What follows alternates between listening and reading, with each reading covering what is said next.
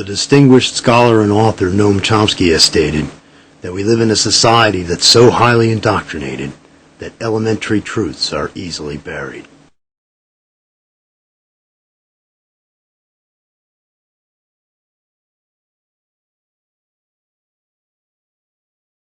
We call ourselves intelligent. We're allowing a wealthy few to dictate who we vote for,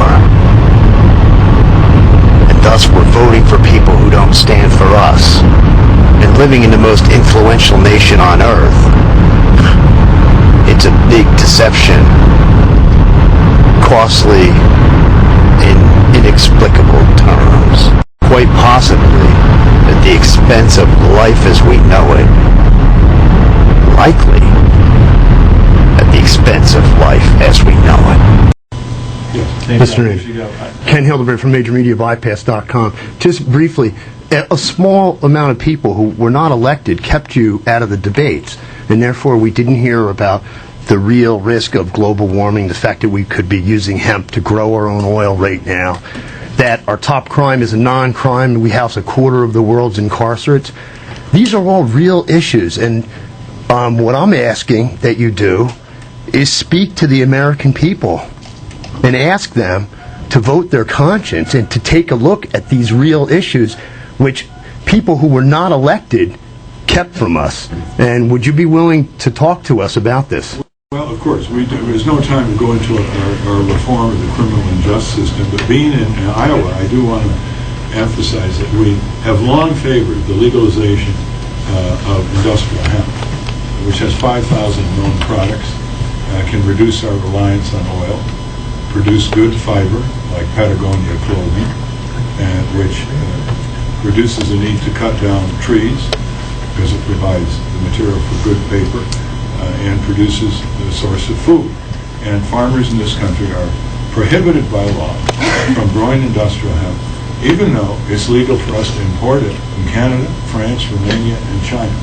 That's because it's on the DEA prescribed list, a residue of medieval thinking. It would be nice to have the two candidates talk about a multi-billion-dollar crop that would advance our national security by reducing our reliance on foreign oil, as well as provide environmentally benign crops and income for hard-pressed farmers. Thank you. Yes, that's right. We could be growing our own oil to fuel our automobiles. But the powers that be have outlawed one of the best plants we could use to be doing it, hemp.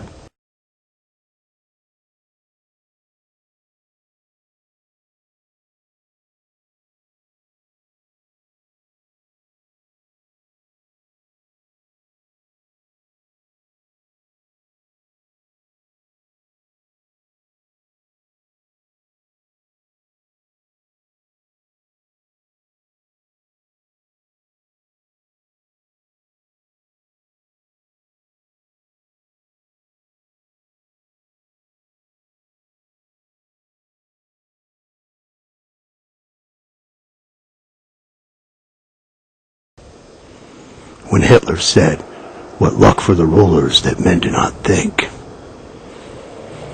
don't you think that just might apply to now? This is not advanced quantum physics here.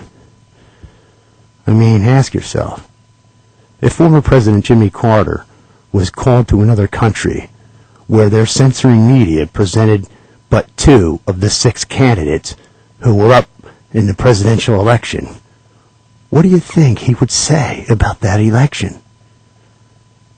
Didn't the Nazis demonstrate and even outright state that bigger lies go over easier than smaller ones? These elections result in life and death, and which way our planet heads toward the future. In his farewell address to the nation, President Dwight D. Eisenhower stated in 1961, In the councils of government, we must guard against the acquisition of unwarranted influence, whether sought or unsought, by the military-industrial complex. The potential for the disastrous rise of misplaced power exists and will persist. We must never let the weight of this combination endanger our liberties or democratic process.